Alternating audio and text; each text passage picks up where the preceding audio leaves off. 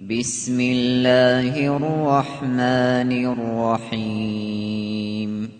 والليل إذا يغشى والنهار إذا تجلى وما خلق الذكر والأنثى إن سعيكم لشتى فأما من أعطى واتقى وصدق بالحسنى فسنيسره لليسرى وأما من بخل واستغنى وكذب بالحسنى فسنيسره للعسرى وما يغني عنه ماله